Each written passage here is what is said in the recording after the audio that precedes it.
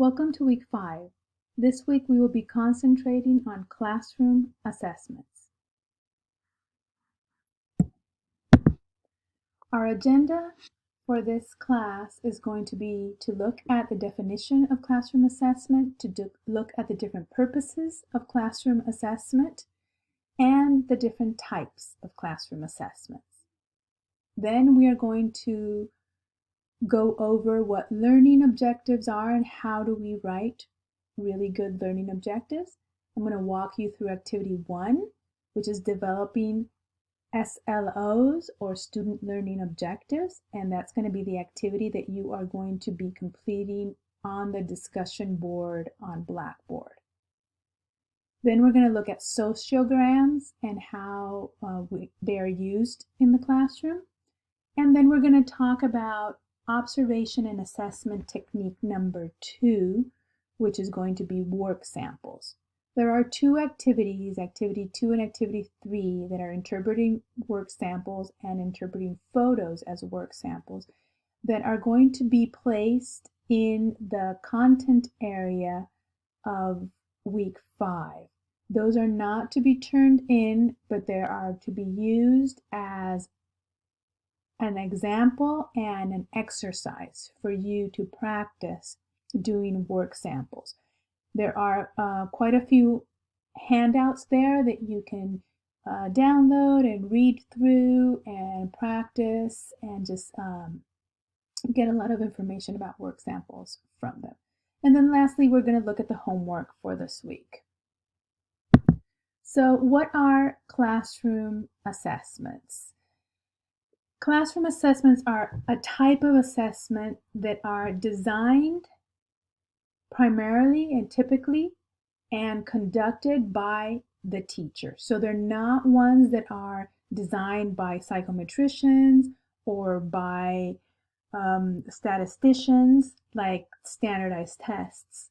But these are the ones that teachers are going to design and they're going to use in the classroom in order to gauge how the learning process is going. They are also called informal assessments because they are not the formal ones that are done by statisticians, but they are informally done by teachers for teaching and learning purposes. They are also called authentic assessments because they are typically conducted in a natural and familiar environment to the child. So the child is playing and interacting with materials in the classroom with which he or she interacts on a daily basis and is very familiar with, and using those same materials and those same activities and experiences, the teacher then assesses the child. So that's why it's called authentic, because the experience is on an authentic and familiar experience for the child. Typically, these classroom assessments in early childhood education are conducted through play activities. And play activities are really good, authentic, natural, familiar type of experiences that are good for the teacher getting very good, authentic results from those assessments. So classroom assessments are used to document and gauge children's progress in the learning and development process. The findings, the outcomes of these classroom assessments, teachers typically use for planning and for future instruction. So what are the purposes of classroom assessments? They help us as teachers monitor the progress toward the particular goal or the learning objective that we have for the children. So they help us see how much progress they're making in attaining that particular goal or learning objective. They also inform our teaching and our planning. So when we look at the informal assessments, the results of the informal assessments, they give us lights into thinking about what should come next, and it will help us plan for the next instructional period. They help us also have the information compiled and documented and organized in a way that we can share it with families. So in parent-teacher conferences, it's going to be easy to pull out the results of these informal classroom assessments and share the progress that the child has made with his or her parents or caregivers.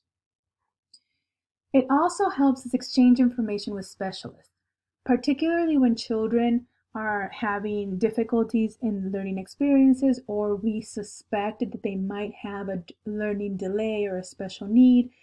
These informal assessments and the continuous and systematically recording of the child's progress over time is going to help for screening. It's going to help us to refer children to a specialist, and it's ultimately going to help the specialist for diagnosis and trying to determine if there actually is a learning disability or a delay in that particular child.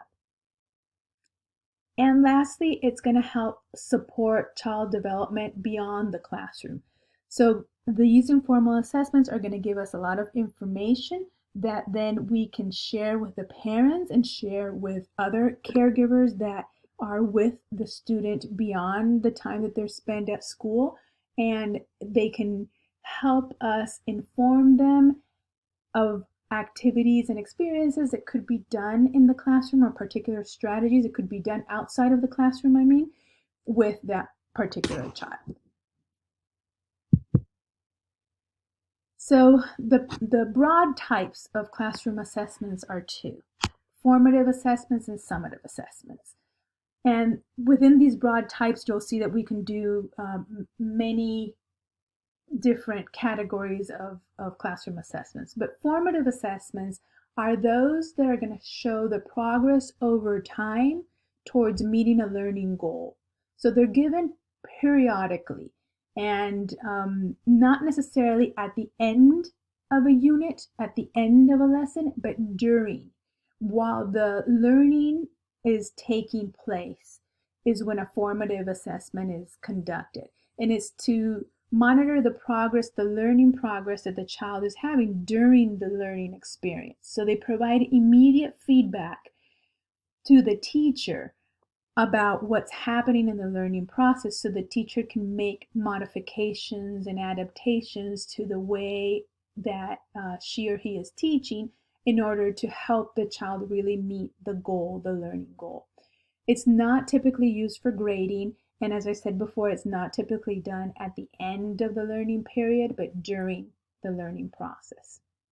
The summative types of assessments are the opposite, right? So these are done at the end of the learning period, and it's not to inform the teacher of what modifications or tweaks can be made, but it's done at the end of the learning experience in order to gauge the culmination of the learning process for the student. So we want to know with summative kinds of assessment what and how much the child knows, or knows how to do something in particular, and how well they can do that. So it gives us a snapshot of what the child knows in a particular moment in time after the learning experience has taken place. So it can be a final test, it can be a final project, and it happens at the end of a lesson, at the end of a unit, at the end of a quarter. In higher ed, it could be sort of the finals that we have at the end of the semester for a course. And it gives us a perception or a good measure, an outcome for the learning experience, either for single or for multiple learning objectives. Other types of classroom assessments, and these can be used both in a formative and in a summative way, are checklists, rating scales, and rubrics. These are typically used in early childhood education, and we're going to have a whole class dedicated to looking at the difference between checklists, rating scales, and rubrics. Also, concrete tasks done with concrete objects is also a typical one that's used in early childhood education, where the child is interacting with objects and the teacher is observing and taking notes, most likely recording anecdotes anecdotal records or anecdotal notes on what they are observing the child do as they interact with these concrete objects. Worksheets, unfortunately, is another one that is also used quite often in early childhood education. And I say unfortunately because children really learn and can demonstrate what they know in terms of assessment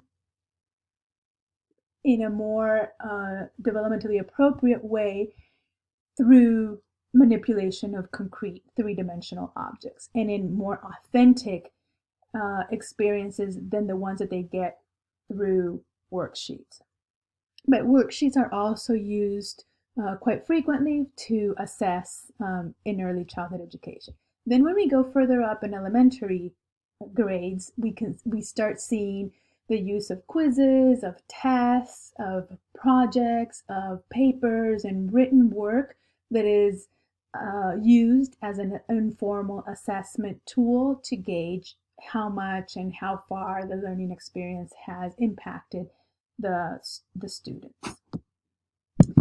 Another form or type of authentic assessments are performance-based assessments. And performance-based assessments are done in an authentic, natural kind of way in which the child needs to enact or perform a certain skill or a certain knowledge base. And so examples of performance-based authentic assessments are interviews, contracts, direct assignments, games, work samples, which we're going to talk a little bit more about in this class, projects, and portfolios. So all of these are different kinds of ways that we can use to assess a performance-based skill by designing a performance-based assessment tool like the ones mentioned here. So let's move into SLOs or student learning objectives. So in order to write learning objectives, we're going to use the ABCD format. And so each learning objective that we write is going to have an A, a B, a C, and a D. An A stands for audience or actor. I think that actor is probably a more precise word to say, because the audience or the actor is the person that is going to enact the behavior. B is for behavior, which is the behavior, the skill, the knowledge base that we want to observe, that we want to measure, that we want the child to learn in the learning objective. The condition are the given materials or environment that is provided for that behavior to occur. And then the degree is the extent to which the child needs to perform that particular behavior for us to be able to say, yes, that learning objective was met. So I'm going to give you an example of a learning objective. So this is an example of a cognitive math related learning objective, and it states, given geometrical shapes of different colors and sizes, children will classify by sorting into groups at least 6 out of 8 shapes by one attribute. So if you look at this carefully, you'll see that there's an audience, the children, that there's a behavior that has been identified that the children must enact, which is classify by sorting into groups, that there's a condition that has to be present for the children to enact this particular behavior, which is that they are given geometrical shapes of different colors and sizes. And then there's a degree to which the children need to do this, which is at least 6 out of 8 shapes need to be sorted by one attribute. So you see that every objective that we write needs to have this ABCD formula in them to be good, solid, measurable objectives that can be observed throughout the lesson and that can be then assessed at the end or during the lesson. It doesn't necessarily have to be in the ABCD order, as you see in the example. The order here is CABD, right? So it's not necessarily in that particular order, although it easily can be written in that order. So you could say children will classify by sorting into groups given geometrical shapes of different colors and sizes, at least 6 out of 8 shapes by one attribute. So we could write it that way, and it would be in that A, B, C, D order, or we can write it as it's given in the example in this way that is a little more mixed. But you can decide however you mix up the components in your writing up of the SLO, but it does need to have all of these components. It does need to have an audience or an actor.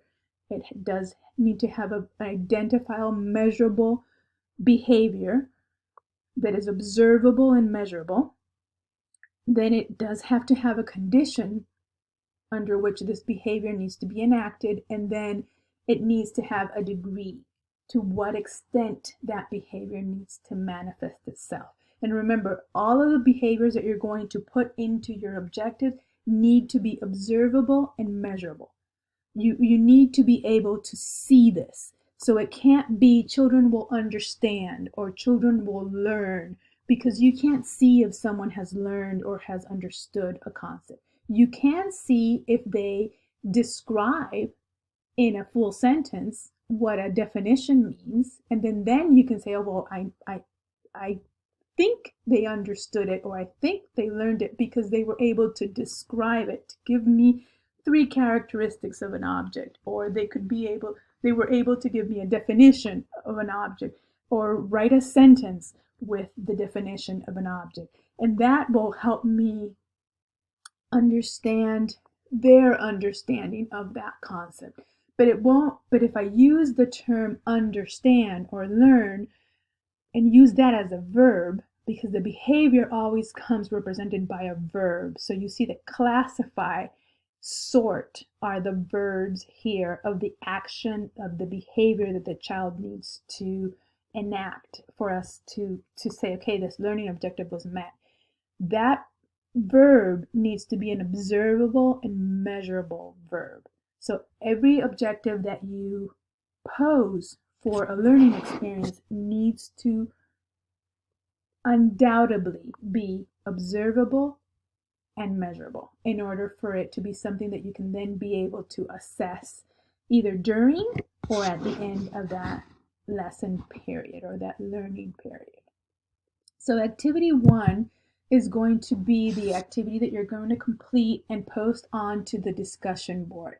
And you're going to select the handout for this is going to be on the discussion board, so you can download this and do it on your computer and then upload it when you post your comment onto the discussion board. So you need to select an area of development to work with, and it can be physical, fine or gross motor, it can be social or emotional, it could be a cognitive, or it could be a language area of development that you're working with. And then using the ABCD method, you want to create 2 learning objectives for your focal child. So think about your focal child. Think about the verbs from Bloom's taxonomy, which is in your book in the chapters that you're reading for this week. And then remember to take into account that your focal child's age. So to pose a learning objective that is not too easy for them or that is not too beyond the skills that they're capable of doing developmentally given their age. And then what you know about your focal child up until now. And develop 2 learning objectives, and you're going to begin constructing this table of specifications below, which is going to help you identify at which level from the Bloom's taxonomy list is the verb that you're using. So highlight the verb and say, okay, is this at the knowledge level, at the comprehension level, at the application, analysis, synthesis, or evaluation level? And you're going to be able to determine what level your learning objective is at regarding the Bloom's taxonomy by looking at the verb.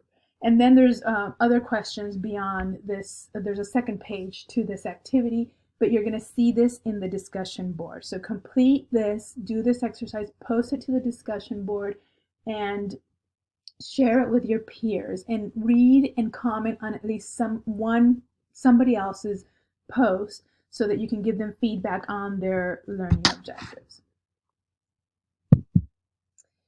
Okay, another observation technique that we're going to briefly touch upon, because you're going to be doing a sociogram with Dr. Nash's assessment for reading instruction course that you're going to take later on while you're in phase 1, or in phase 1, which you're going to be in next spring. So sociograms are a graphic representation of the social links that are happening at any given moment in time among the children or the students in your class. So it's a drawing, it's a graph of the structure of the relationships or the interpersonal relations in a particular group of children or a particular group situation. And it looks something like this that you have here in this slide. But in the next slide, I'm going to expand this a little bit so that you can see it better.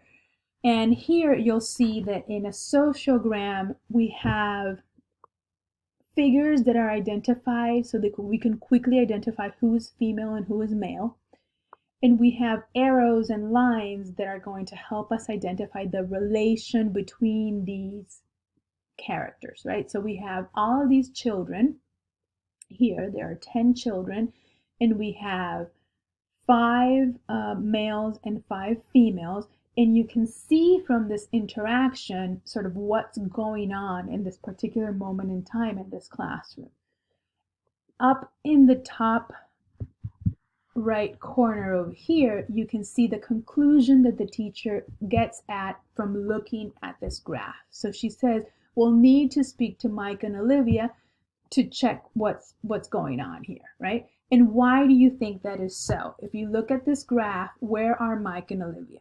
Mike and Olivia are right here in the center of the situation that's going on, right? And if you see the arrows, a lot of them are bidirectional arrows that go in both ways. So from the child outwards and from the other children towards the child as well. So something's happening here with these 2 children that are sort of in the middle of it all, and you see that the other children are at the periphery of this situation. And so just by looking at this, and by looking at the interactions of these children in this particular moment in time, you can see that these 2 characters, Olivia and Mike, there's something happening there with them that they're causing all this negative interaction. But because if you look up here, what they're observing is a negative criterion. You can do sociograms for positive criterion too, to see who is a positive leader or who is a positive influence in the group and how that plays out. So it's not just used for negative aspects. But if you want to identify, why is there always a meltdown during circle time after lunch? Or why do we always have behavioral issues at a certain point of the day? To draw a sociogram and to see the interactions of the children in a graph format is going to help you quickly identify, okay, who are the players here? Who are the children that are really causing the disturbance, or they're really triggering this particular negative behavior that we want to address? So that's one way to use sociograms. But again, you're going to, in Dr. Nash's assessment for reading and instruction course, you're going to be doing a sociogram as one of the assignments. And so we're not going to go into depth here because you're going to learn to use it in that course. Okay, so let's go into technique number 2. So this is going to be our observation and assessment technique number 2, which is work samples. Work samples are examples of children's work activities that they do, interactions with others, um, outcomes of experiences, something that can demonstrate and make evident the learning that has happened for that child in that particular lesson.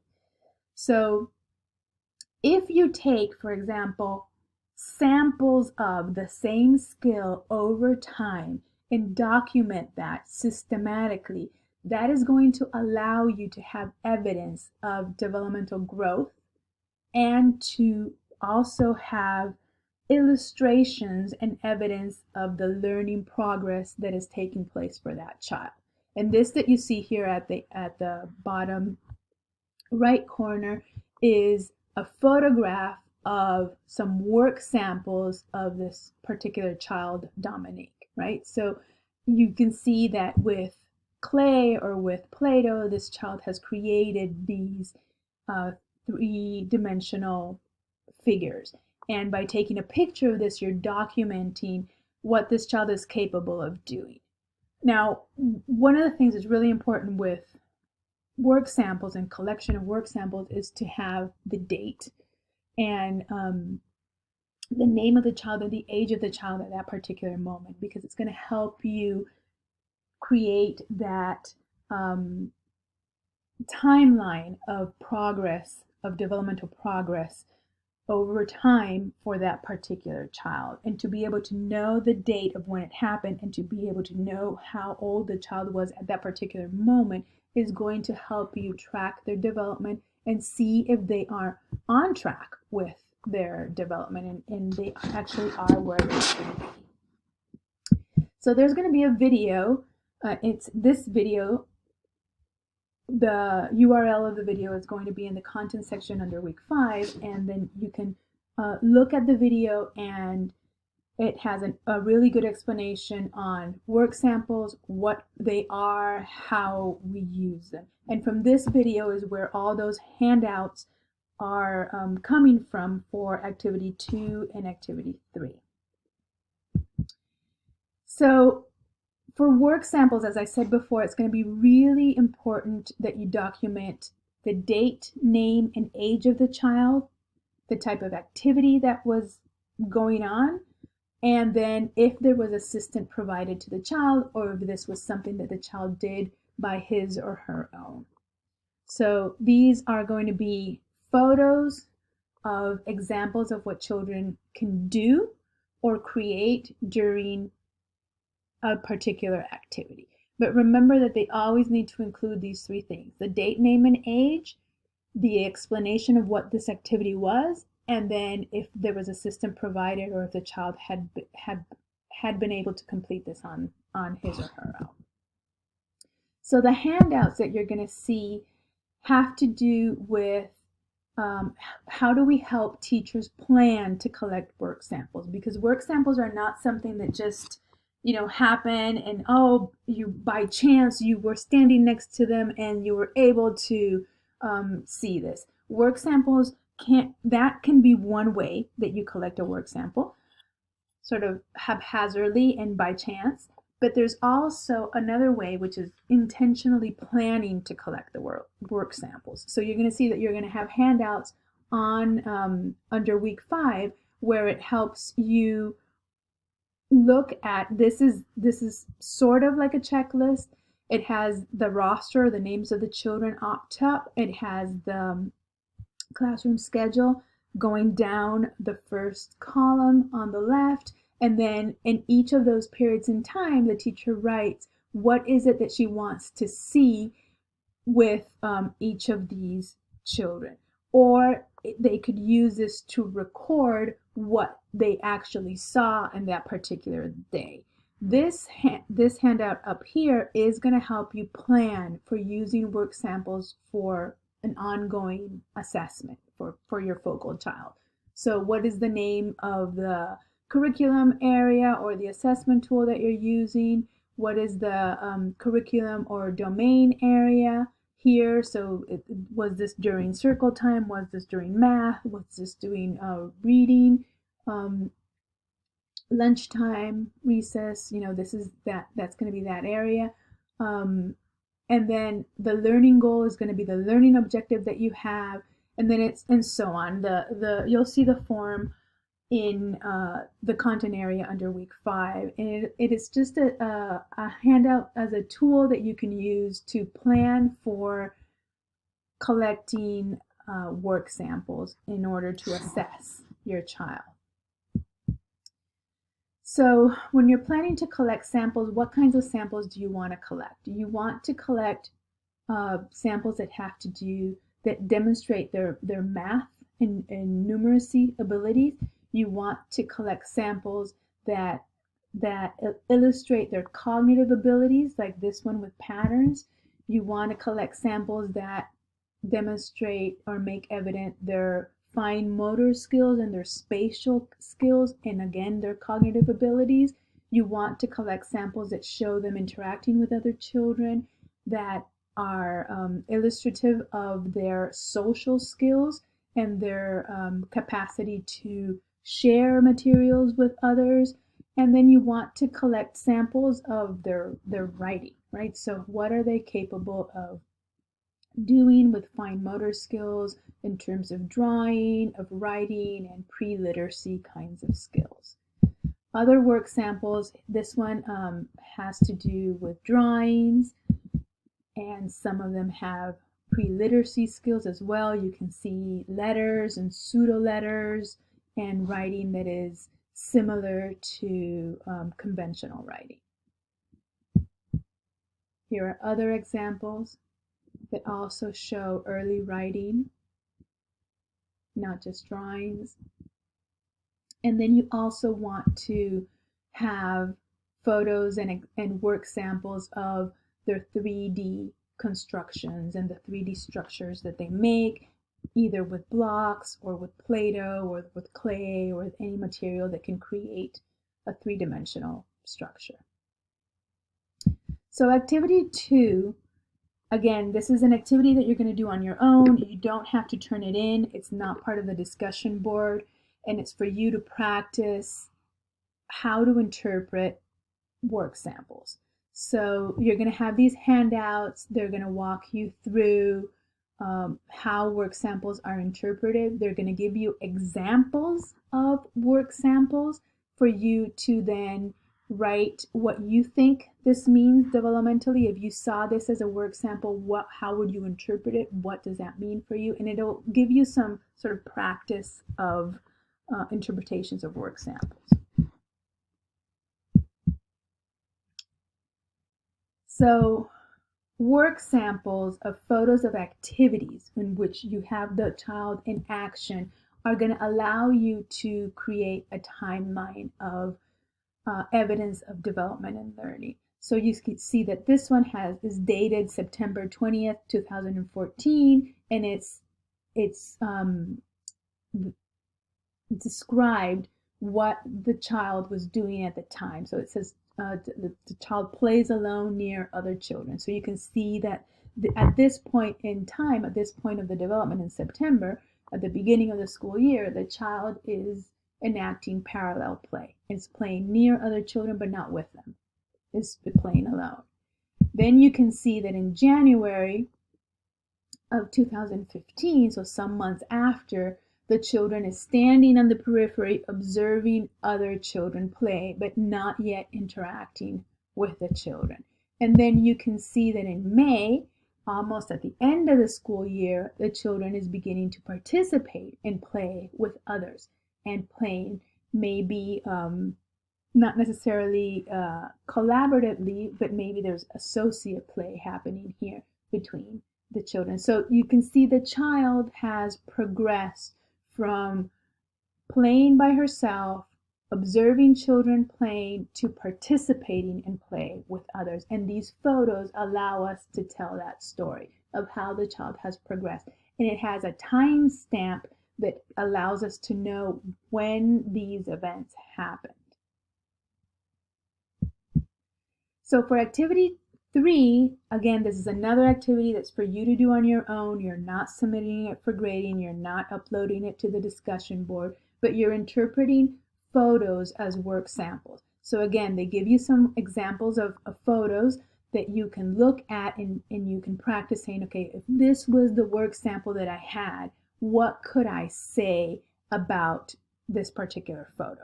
If this was my focal child and I was documenting this, what could I say about it? So these handouts, again, are going to help you to think about collecting and using photos as work samples, and then how would you interpret those photos in order to say something about the child's development and learning.